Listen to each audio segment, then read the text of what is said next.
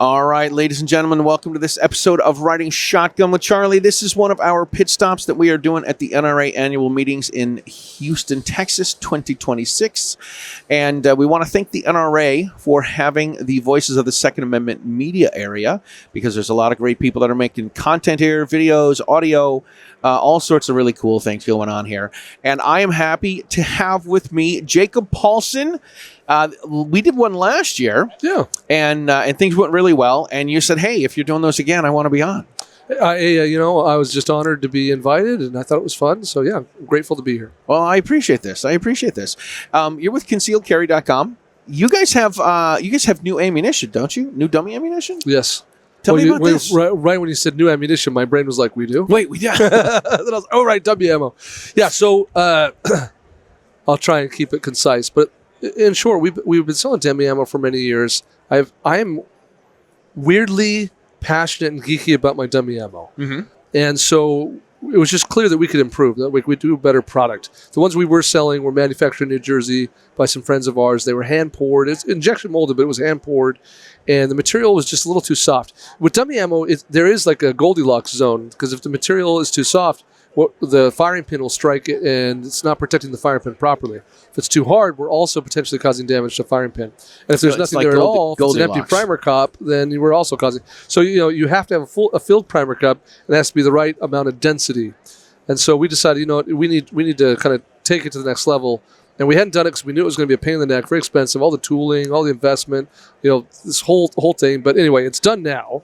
And so we have 380 auto, 9. 40, 45, 5.56, 38 special, and 7.62 NATO, 3-weight. Very cool. Yeah, and it's weighted. It's sort of. I would say it's heavier than your traditional dummy round. Okay, but it is not the same weight as an actual round, not by any stretch. Gotcha.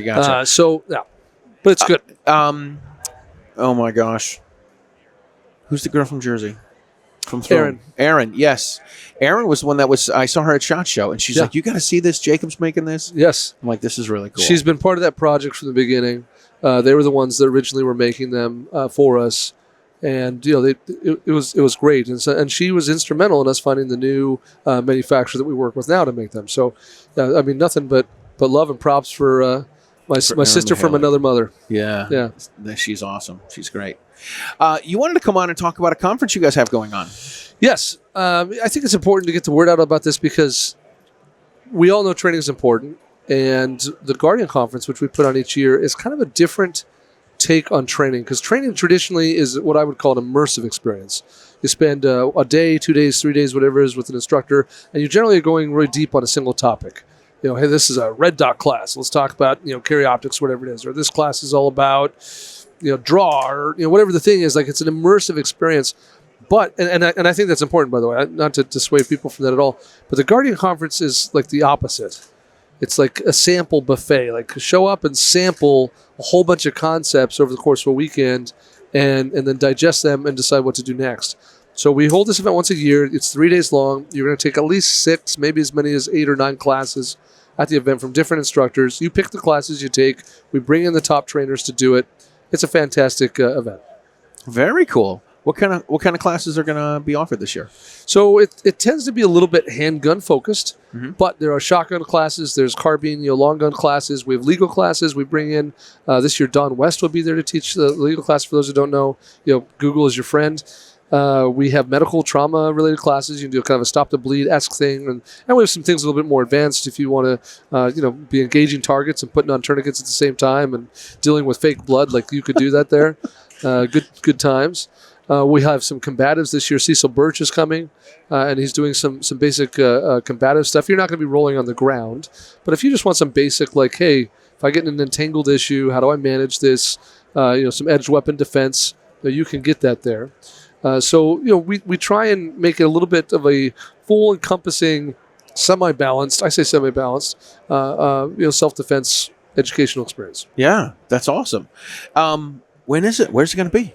September 18, 19, 20 in Oklahoma City, at the Oklahoma City Gun Club, which is technically not in Oklahoma City, but I guess that maybe it was once. I don't know.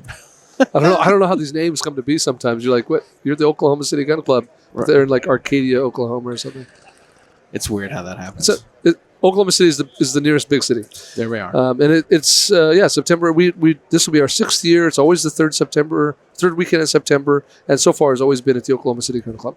What kind of things? What kind of people have you had before? So this is an event. Something very unique to our event, I think, is that we're tailoring very cautiously to make sure that anybody could come at any skill level and do well. And one of the ways we achieve that is by having top-level trainers. Mm-hmm. So we really have tried to identify, who are the instructors, who are the trainers that check the boxes, and let's bring those guys in. When the first year we did the Guardian Conference, we basically made a list of about 70 people on this list, and we're looking for people who not only are renowned for being good at teaching, who are capable as instructors, but they also have to bring something unique to the class lineup. We don't want 6 guys teaching the same curriculum, right? So you kind of bring something unique. And to be transparent as a businessman, we want people that have a certain amount of notoriety, so that people would buy a ticket to go train with those people. So we have a really good lineup, and there's some instructors that have kind of been there every year. Chuck Haggard, I think, has been there every single year. Wow. And then others that kind of come and go, or as we're trying to keep things fresh. Very cool. Yeah, this is awesome, man. Yeah, it's very exciting. It's a fantastic event, it really is. And it's in Oklahoma City. Did you pick the middle of the country because it's easier to get to? So the first and foremost issue there is you have to have the right, the venue dictates what you can do at an event. Okay. So we're not the only game in town for events out there. There's some notable events at the Dallas Pistol Club. There's notable events at Flint Hills in Kansas. That's where the ASP does their event. So there's a lot of facilities around the country. But when we looked at what we wanted to do, we said, hey, we want small class sizes. We don't want people to be on the range with 20 students. We want people to be on the range with 10, 12 students. But that means that you need a lot of bays. And so Oklahoma City Gun Club checks that box. It's a 1 mile square property. It's huge. And we use their Cowboy Action Bay, which kind of sounds a little bit funny for those of you who maybe shoot Cowboy Action. We're not doing it in Cowboy Action, but we use that section of their range, which is nice because every bay has shade. You have some sort of structure. So you might take a class in the saloon or down at the OKC Corral or the livery stable or whatever it is. But, you have some shade, you have some structure there. And we have 12 bays right there we can use. And then they also have, they check the box as far as having the classrooms and having a place that everybody can gather for meals. It's really important to us. Something that's unique about the Guardian Conference, we include, meals are included. We feed you. Oh, wow. Breakfast, lunch, and dinner. So it's important to us because part of what makes an event important is the people, not just the product. Mm-hmm. And so we want people to spend time together. We want them to eat meals together. We want them to sit down to lunch next to the instructor they just took a class from that morning. And so, you have to have a space that's big enough to do that. That's complex finding that. So a lot of, the boxes get checked. They have nothing to do with real location initially. It's more about, is the venue big enough? And of course, there's things like, what will it cost us? How much do we have to pay to do this? Because is it viable? Can we actually break even, make money doing this event? But that said, to your point, Oklahoma City is central in the country. No one's going to wake up and say that's just why are they doing this on the West Coast, or why is this an East Coast event? It's like, right, it's pretty damn smack in the middle. And then you have to have airfare that's quality. And so the Oklahoma City Gun Club is only 45 minutes from Will Rogers International Airport. It's not JFK or LaGuardia or Chicago O'Hare, but it's an airport anybody can fly to, right? And probably direct from any major city. So yeah, those are all factors. That's important. Weather matters too. You got to have predictably good, acceptable weather. Right. Yeah. It's, I hear a lot of people, I mean, I go to the Gun Rights Policy Conference every year for the last several years. And you hear people all the time, why are they having it in this anti-gun state? Or why are they having it, when are they going to have it closer to the East Coast? Or how come it's always in the same places all the time and all that kind of thing. So you have to find some place that everybody can get to for sure. Well, I think that you to some degree also have to say what's our place in the marketplace, and where does that make sense? Because if you live on the East Coast and you want to go to firearm training events on the East Coast, you have options. It's not like there's nothing out there. If you live on the West Coast, well, truly the West Coast, that's a bigger problem. But there's stuff in the West, that you have options. You live in the South, there's enough events happening in Texas. You're going to be just fine. Yeah. So I think that we have to look at that too and say, hey, where can we kind of carve out our own niche? Where can we be our own people?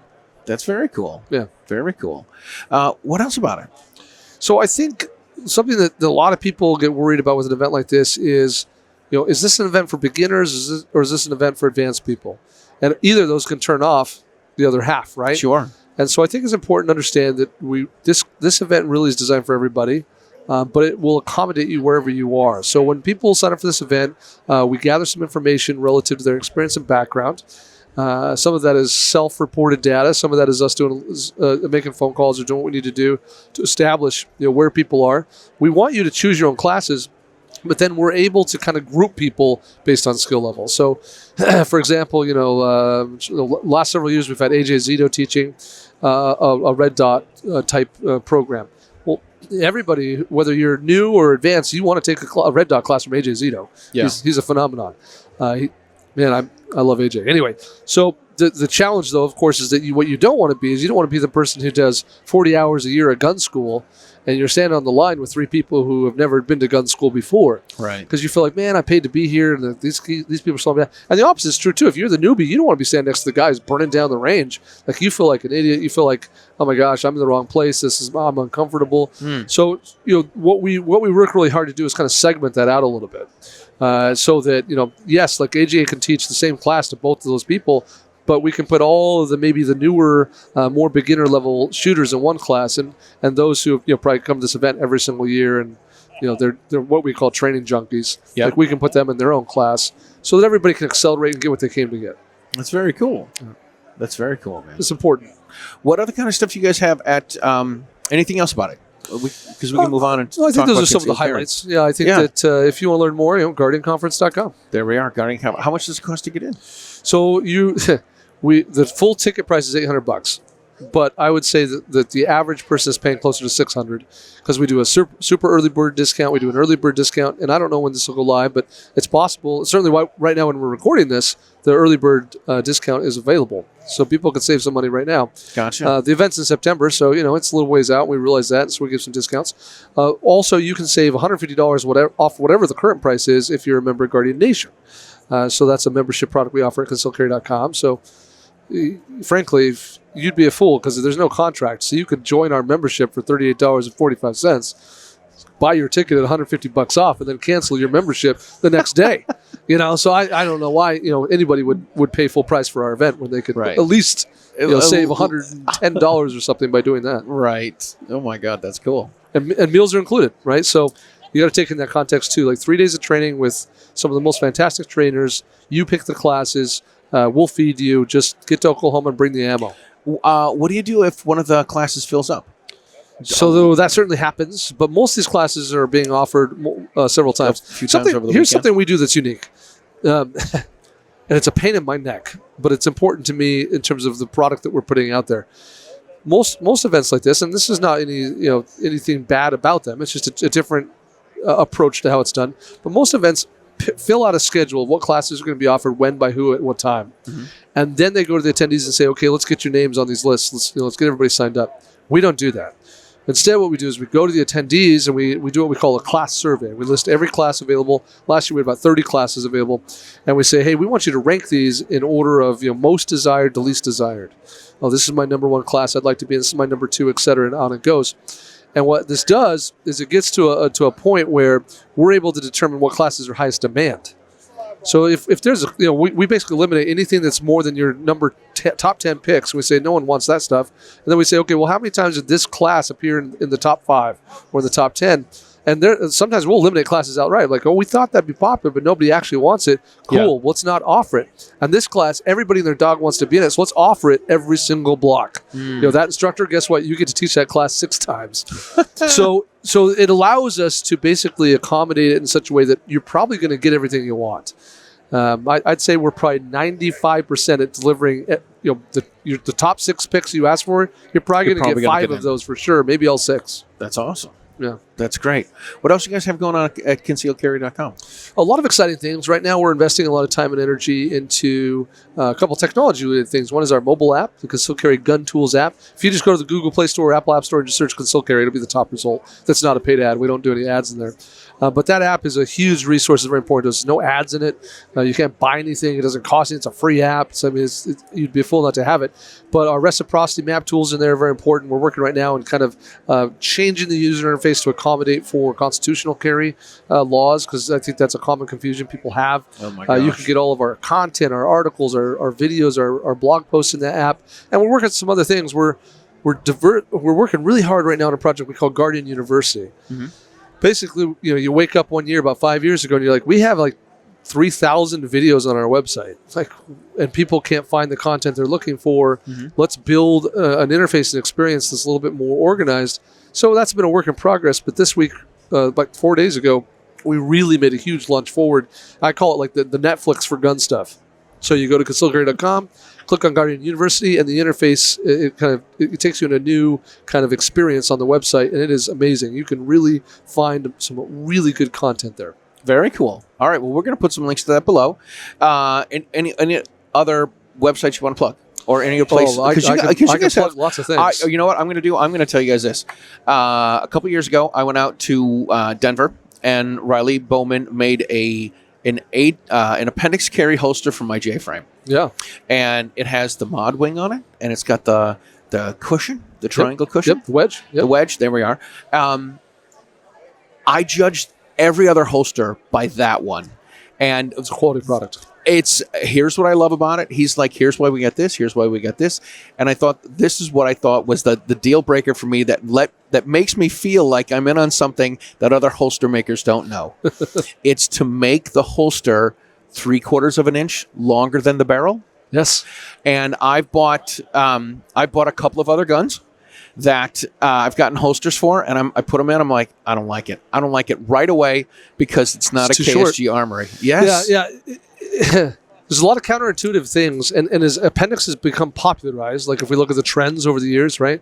Like we go rewind 10, 12 years ago, everybody's carried 430, what I now call traditional IWB. That's where we all carried. As the gun shifts around the hip and into the front, into the appendix position, what you have is these really traditional, long-lasting, huge holster companies who say, oh, like that looks like it's the same thing, it's just on a different place on the body. Right. And if you're not making a holster that is appendix optimized, it's really like designed for that position, it's not going to work. It's going to be uncomfortable. It's not going to conceal well. Yeah. So yeah, KSG Armory is our holster brand. The holster you specifically mentioned, we now call the Saratoga. The Saratoga. The Saratoga. So I absolutely love it, man. Yeah. I absolutely love it. Can't go wrong.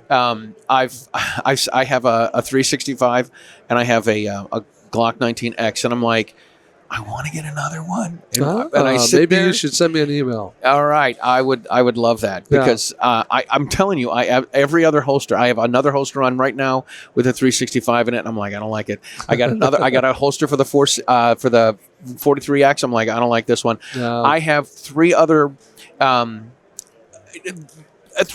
medium grade holsters. Sure. For the 365. Every one of them, I'm like, my son's got a 365. I'm like, I don't like this. You try it. Give it a shot. This is the number one mistake people make when they order a holster from us. So for those of you who are listening to this, if you go to KSG Armory and you go to order a holster, the Lexington is the top selling one. The Saratoga and the Lexington are basically the same holster, just one's specifically for wheel guns. And one of the questions we'll ask you is, do you want to extend this? And to the average consumer, that sounds utterly insane. Right. Like, are you telling, like, why would I want the holster to be bigger than the gun?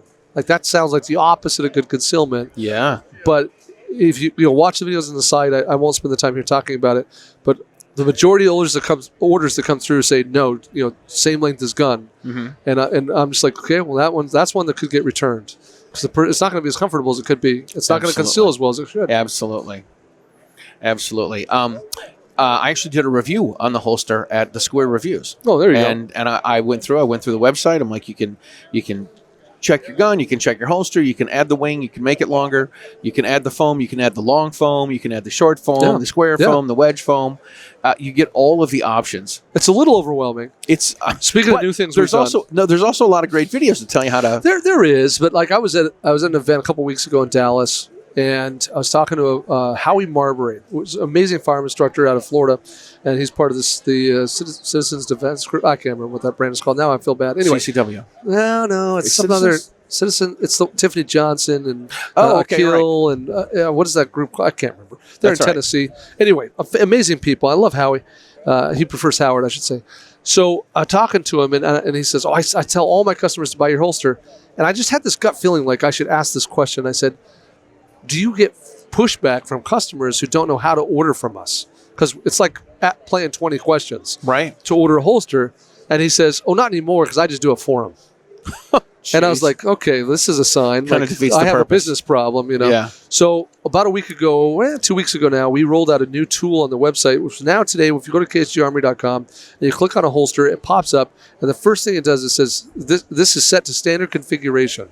Click here if you want to customize it. And then it has a little note that explains, like, for 95% of customers, we've already pre-selected the options that'll work for you, and they are as follows. Yeah. So if don't touch it if you just trust us. But if you think you know what you're doing, it doesn't say that. But if you think you know what you're doing, switch it. Click on that, change it to customize, and you can answer all the questions. Gotcha. And so I think this is going to help a lot of people who are newer, don't understand the concept of wing and claw. What's that? Why would I extend it? And, there's 12 different belt clips to choose from. How am I supposed to know? Which one do I know? Yeah. So just leave a standard configuration. All you got to do is pick gun, color, right, left hand, move on.